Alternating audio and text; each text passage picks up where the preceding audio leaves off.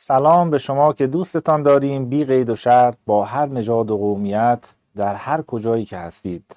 دکتر جاوید هستم.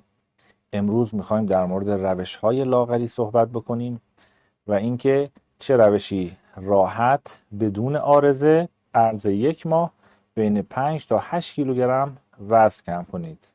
خواهش میکنم قبل از اینکه هر روش تهاجمی، لیپوساکشن، جراحی، انداختن حلقه دور دریچه معده، طب سوزنی و رژیم‌های غیر متعارف رو خواستین انجام بدین، اول این روش بی‌عارضه و راحت ما رو انجام بدید.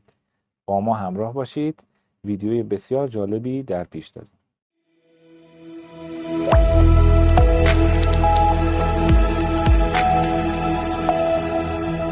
از دیدگاه طب سنتی ما دو نوع چاقی داریم. یک چاقی لحمی یا چاقی سیبی شکل که اندام فوقانی و بالاتنه چاق میشه و نوع دوم چاقی شحمی یا گلابی شکل هست که معمولا اندام میانی و دور شکم و رانها و باسن چاق میشه. این دو نوع با هم فرق داره و روش درمانش هم متفاوته و کسی که بخواد به وزن و سایز مناسبی برسه لازمه که این دوتا رو از هم تفکیک کنه. مشکلی که در درمان چاقی ها و ایجاد تناسب اندام هست اینه که در واقع روش ها برای همه یکسانه و متاسفانه مزاج افراد در نظر گرفته نمیشه. مثلا کسی که بالاتنش چاق هست با کسی که پایین تنه چاق هست همه رو فقط بر اساس یک رژیم های غذایی سخت یا رژیم های غذایی کم کالری اصطلاحاً رژیم میدن و افراد میرن سراغ این رژیم ها و بعد از انجام این رژیم ها دچار مشکلات عدیده ای میشن که من تجارب خیلی زیادی دارم از افرادی که به ما مراجعه میکردند و میگفتن که مثلا مشکل سنگ کیسه صفرا پیدا کردیم بعد از این رژیم ها، ریزش مو پیدا کردیم بعد از این رژیم ها، عصبی شده بودن خیلی. بعضی از اینها که رژیم های غیر اصولی رو گرفته بودن برای لاغری دچار مشکلات قلبی شده بودن، حتی دچار ضعف و بیحالی شده بودن و این متاسفانه به خاطر اینه که در روش های غیر اصولی فقط کالری رو در نظر میگیرن و میگن غذاهای کم کالری بدیم به افراد که این خیلی دیدگاه در واقع غیر صحیحی هست و من در این روش تجاربی که کسب کردم رو در اختیار شما قرار میدم. خواهش میکنم تا انتهای ویدیو با ما همراه باشید.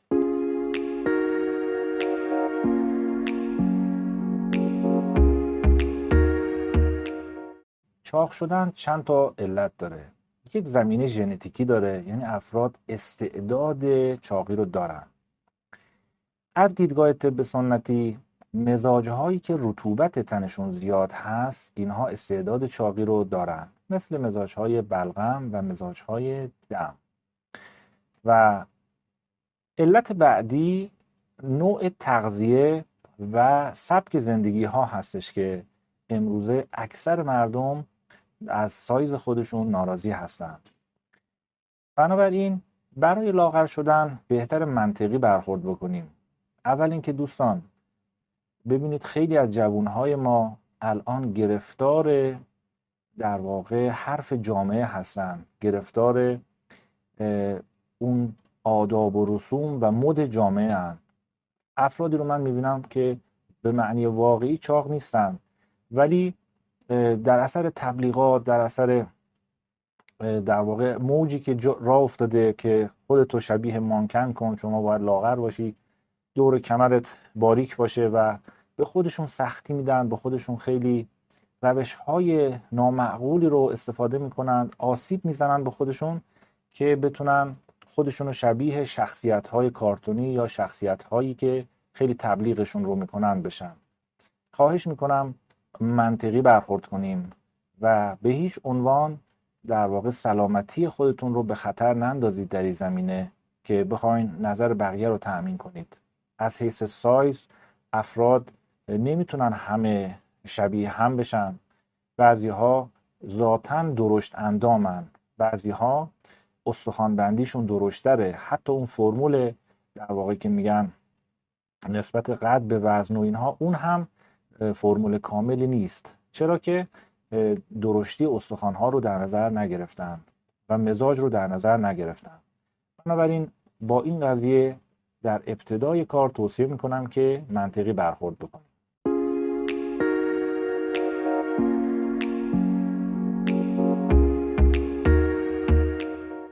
چرا افراد چاق میشن؟ به دلیل اینکه اون مواد مصرفی که مصرف میکنن و وارد بدن میکنن، اینها رو اصطلاحاً بدن نمیتونه بسوزونه و تبدیلش بکنه به انرژی و نیاز بدن برای صرف انرژی در واقع کمتر هست از اون چیزی که ورودی داریم. یعنی ورودی ما با خروجی ما با هم هماهنگ نیست. خب برای سوختن چی لازمه؟ ما در چربی سوزی یا در لاغری اصطلاحاً میگیم باید چربی رو بسوزونیم، متابولیسم و سوخت و ساز بدن خودمون رو ببریم بالا. من یه مثالی میزنم خیلی واضح. در طبیعت همه شما میدونید ما یک در واقع مثلث آتش داریم. مثلث آتش که در واقع رکن سوختن هست چی نیاز داره؟ مثلث آتش که یک اصل علمی هست دارای 3 ضلع اصلی هست. 1 ماده سوختنی، 2 حرارت و 3 اکسیژن. برای سوختن نیاز به این 3 ماده هست. دقیقاً در بدن انسان هم برای سوخت و ساز نیاز به همین 3 ماده هست. خب ماده‌ای که باید بسوزه در بدن ما چی هست؟ چربی انباشته شده در بدن. ماده دوم چی هست؟ حرارت کافی. یعنی چی حرارت کافی؟ ببینید چرا توصیه میکنم به ورزش. وقتی شما ورزش میکنید حرارت بدنتون بالا میره، گردش خون تند میشه، متابولیسم افزایش پیدا میکنه و چربی سوزی سرعتش میره بالا و افراد دچار لاغری میشن. بنابراین برای سوزاندن چربی ها ما نیاز به حرارت داریم. خب همه ممکنه شرایط ورزش رو نداشته باشن، اشکالی هم نداره. من روش هایی رو به شما میگم که بدون ورزش شما بتونید وزن کم کنید.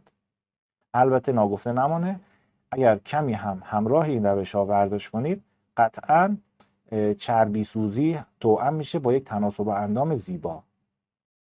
خب ماده سوم که برای لاغر شدن و برای سوخت و ساز نیاز هست اکسیژن. دوستان اکسیژن، شما وقتی ورزش میکنید مجبورید نفسهای عمیق بکشید. چرا؟ چون بدن شما برای سوزاندن و برای تولید انرژی نیاز به اکسیژن بیشتری داره.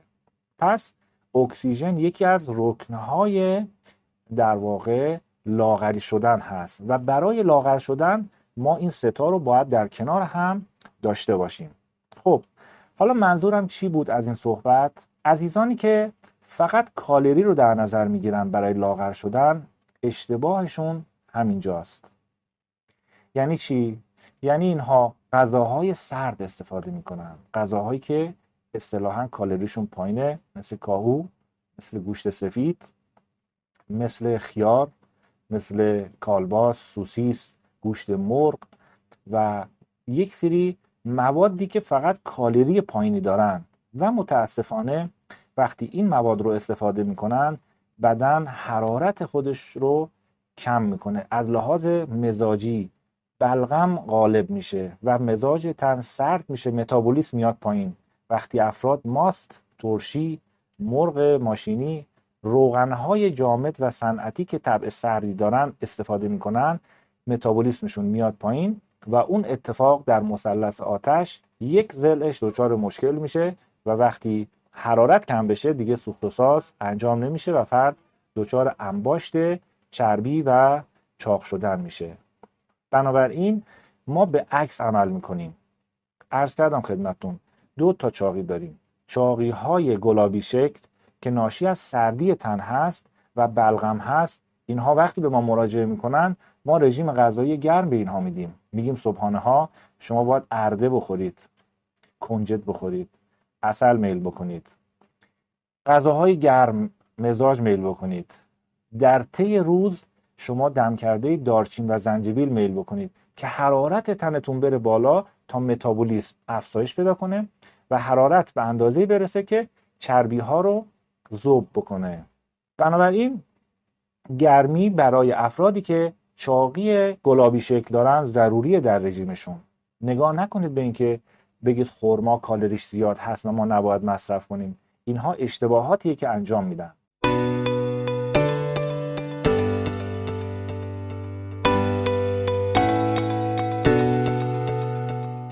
برای لاغر شدن افراد با چاقی شحمی و یا گلابی شکل که ناشی از غلبه بلغم و سردی هست، شبانگاه باید حتما خرما بخورن.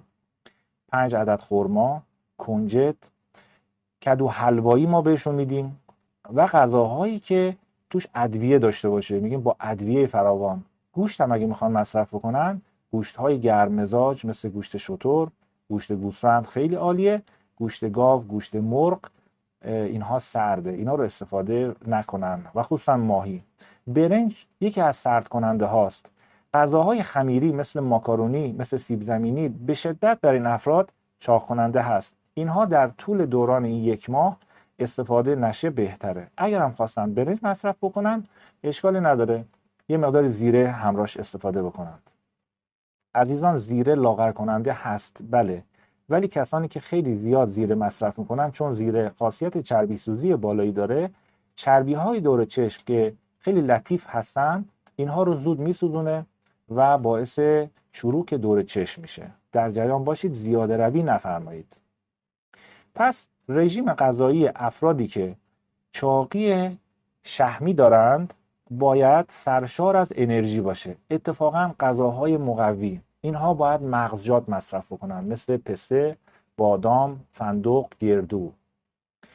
اینها باید اشتهای خودشون رو کم کنن. یکی از مشکلاتی که بلغمی ها دارن، میگن ما اشتهامون خیلی زیاده، میگن ما سیر نمیشیم، هر چی میخوریم سیر نمیشیم. راهکار: معده شما سرد شده، معده‌تون رو باید گرم بفرمایید. چطوری؟ 2 تا زمان برای گرم کردن معده مهمترین زمان هست. 1 قبل از خواب، 2 بعد از خواب. شب قبل از اینکه میخواین بخوابین حتما 5 عدد خرما مصرف بکنید. اگر خرما نداشتید کمی کندر بجوید.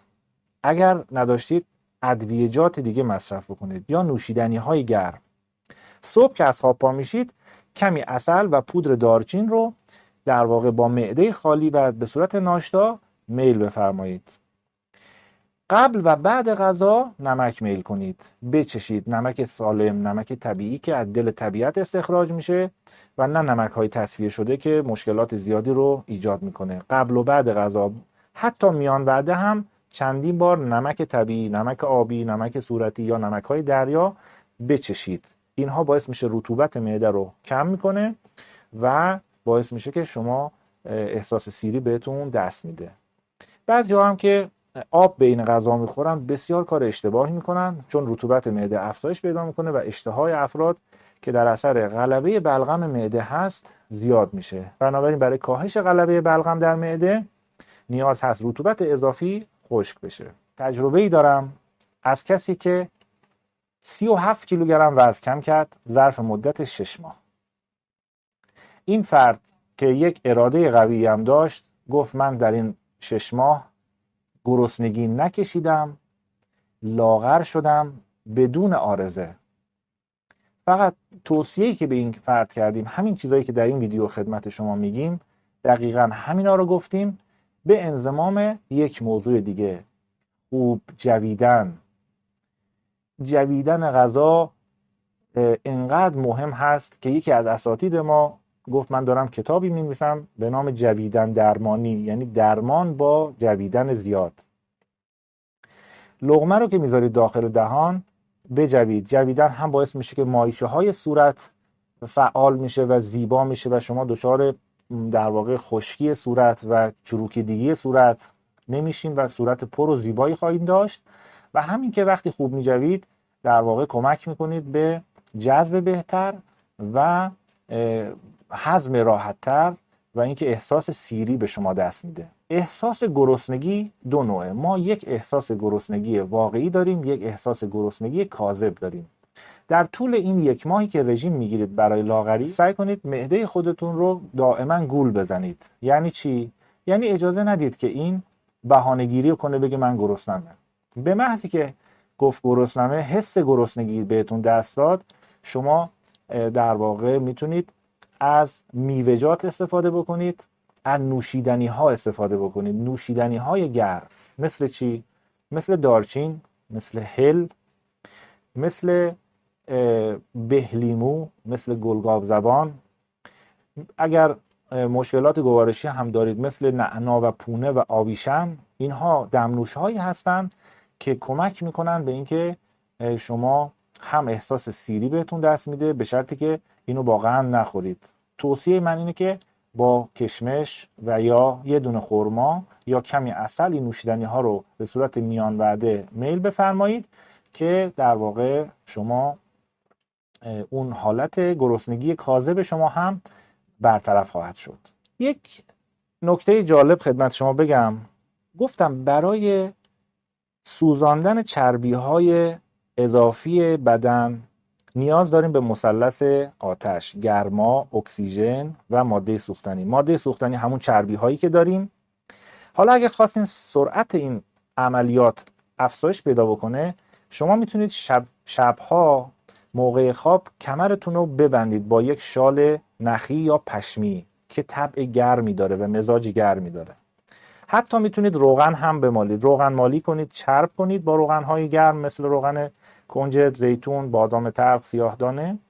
و حتی میتونید بادکش انجام بدید، لیوان زدن، بادکش انجام بدید که خیلی اثر خوبی داره. چون بعضیا به ما مراجعه میکنن میگن ما مراسم عروسی داریم، مثلا در 2 ماه دیگه، 3 ماه دیگه میخوایم خیلی سریع وزن کم کنیم و سایز مناسبی برسیم. اینها رو دیگه به قولی VIP بهشون نسخه میدیم، نسخمون همینه. بنابراین شما اگر میخواین که سریعتر دور شکمتون کوچیک بشه، میتونید از کمربندهای نمدی پشمی استفاده بفرمایید. گرما باعث میشه که متابولیسم موضعی بهتر انجام میشه. این هم تو برنامه داشته باشن کسانی که چاقی ناشی از سردی و بلغم دارند. عزیزان، برای لاغر شدن کافیه فقط بدن رو بذارید در حالت متعادل. بیش از نیاز بهش غذا ندید، بیش از نیاز بهش شیرینیجات نرسونید. یکی از چیزهایی که به شدت چاق کننده هست برای افراد، نوشیدنی های شیرین، نوشابه ها، آب میوه ها، چیزهایی که توش شکر داره. اینها رو سعی بکنید که دور از چشم خودتون قرار بدید و نوشیدنی ها رو جایگزین کنید با دمنوش های گرم و سعی بکنید که گفتم معده خودتون رو فریب بدید. غذاهایی مصرف بکنید که ضمن استفاده از اونها هم قوای جسمیتون افزایش پیدا بکنه، هم اشتهاتون کم بشه. مثل نخودچی، کشمش، یکی از مواردی که بسیار بسیار عالیه، باعث تقویت قوای جنسی میشه، باعث تقویت قوای بدنی میشه. نخودچی هست با کشمش، کشمشی که تیزابی نباشه و به صورت طبیعی خشک شده باشه. سنجد رطوبت معده رو به شدت کاهش میده. دیدین وقتی میخورین دهان رو جمع میکنه، چقدر در واقع رطوبت دهان رو میگیره، از همینجا شروع میکنه. سنجد بجوید، چند عدد سنجد روزانه مصرف بکنید، بعد از یه مدتی اشتهاتون کم میشه، احساس سیری زود بهتون دست میده و بدون اذیت شدن لاغر میشید. من مثالی به خدمت شما بزنم. ببینید زمانی که 100 cc آب رو ما بذاریم داخل فریزر و یخ بزنه، سردی وقتی غلبه پیدا کنه بر آب، حجمش افزایش پیدا میکنه و 100 cc میشه 104 cc. اینو در طبیعت دیدید و این یک مثال هست برای اینکه ذهنتون یه مقداری اون مکانیسمی که درون بدن اتفاق میفته رو بتونید تا یه حدودی شبیه سازی بکنید. البته به این معنی نیست که دقیقاً همون رفتاره، چون دمای بدن انسان خب بله 37 درجه هست، ولی افرادی که سرد مزاج هستن و افرادی که بلغم مزاج هستن، اینها میبینید خیلی وقتا میگن که ما دستامون یخه، پاهامون یخ میکنه.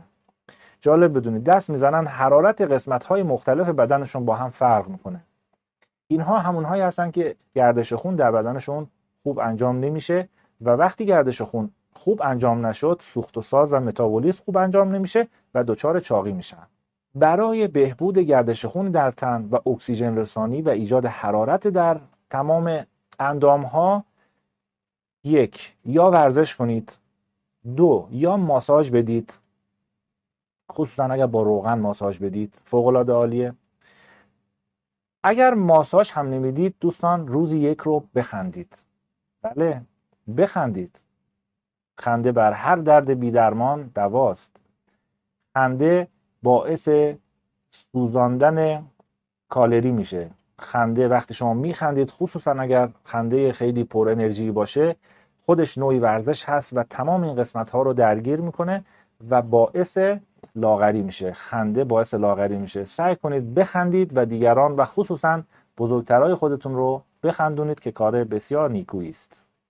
افرادی که دارای چربی‌های اضافی در ناحیه شکم هستن و شکم بزرگی دارن، خیلی وقتها اینها دچار نفخ روده و معده هستن و اینها باعثی در واقع پاکسازی روده بکنن و اجازه ندن دچار یبوست بشن. حتما باید روزی 2 مرتبه اجابت مزاج انجام بدن.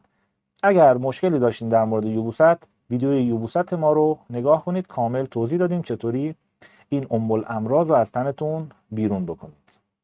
یکی از مواردی که خیلی تأکید میکنم برای لاغری مناسبه استفاده از نان سبوسدار هست. نان سبوسدار طبع گرمتری داره. گندم وقتی که سبوسش باهاش هست و آرد میشه مزاج گرمتری داره و علاوه بر این که باعث رفع یبوست میشه، باعث میشه که سردی و چاقی ایجاد نمیکنه. و همچنین برنج هم به شدت چاق کننده هست و اگر برنج سبوسدار یا برنج قهوه‌ای استفاده بفرمایید خیلی خوبه. اگر امکانش نبود برنج رو با شیوید، با زیره، با در واقع سبزیجات معطر بپزید، یا اینکه بعد از استفاده از برنج چند عدد خرما مصرف کنید.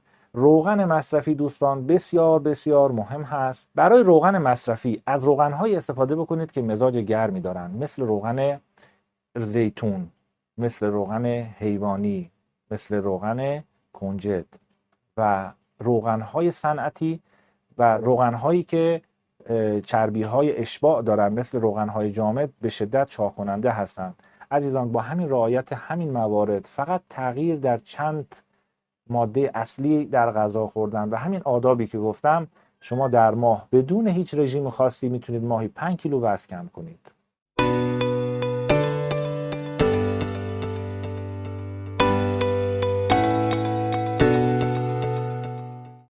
و اما چاقی CB شکل، چاقی که گفتیم چاقی لحمی هست که این کمتر اتفاق میافته، ولی هستن افرادی که بالاتنه چاقی دارن و دوست دارن که بالاتنه‌شون در واقع لاغر بشه. چاقی لحمی و چاقی گوشتی هست. خیلی دنبه‌ای نیستن، گوشتی هن اصطلاح عامیانه. این افراد ناشی از پرخوری، ناشی از زیاد گوشت خوردن و کم تحرکی دچار این مسئله میشن و اینها کسانی هستن که ما باید این افراد رو غذاهای کم کالری بهشون بدیم، نه گروه قبلی. گروه قبلی رو اگر غذاهای کم کالری و سرد بهشون بدید دچار افسردگی میشن، دچار مشکلات متعدد، کمخونی، سوء هاضمه، ریزش مو و غیره. ولی افراد گرم مزاج که چاقی لحمی دارن، اینها غذای کم کالری بخورن و چیزی که ما خیلی تجربه کردیم عالی جواب داده، حذف ناهار بوده. به جای ناهار سالاد استفاده بکنن. یه سالاد خیلی مفصل، انواع کاهو، کلم، خیار، هویج، سیب، جوانه گندم، جوانه حبوبات، جوانه یونجه، خصوصا جوانه ماش. توجه داشته باشین یکی از چیزایی که متابولیسم رو در تن زیاد میکنه و چربی سوز خوبی هست جوانه ماشه. سالادی درست کنم که اینها رو داخلش بریزن با کمی روغن زیتون و آب لیمو ترش تازه، که خود لیمو ترش تازه هم بدن رو خنک میکنه، هم متابولیسم رو میبره بالا. ویتامین C بسیار خوبی هم داره. توصیه‌مون به افراد چاق CB شکل یا چاقای لحمی، چاقالوهای عزیز، اینه که لیمو ترش رو روزی 2 تا 3 عدد استفاده بکنن. اگر ویدیوی رژیم انگور ما رو نگاه کنید، برای این افراد چاقی که در واقع توانایی جسمیشون هم بالا هست، رژیم تبرید بدن با انگور، اون رژیم رو اگر بتونن بگیرن خیلی عالیه. اگر نتونستن یک وعده غذا بخورن، وعده بعد انگور، وعده در میون، یعنی یک وعده غذا، یک وعده انگور، یک وعده غذا، یک وعده انگور. اینجوری ظرف مدت 1 ماه وزن کم میکنن، مشکلی براشون پیش نمیاد، به سایز دلخواهشون هم میرسن. اگر از ویدیوی ما خوشتون اومده لایک بفرمایید و کانال ما رو به دوستاتون معرفی بفرمایید و ما رو سابسکرایب کنید. به امید سلامتی، خوشتیپی و خوش سایزی شما عزیزان.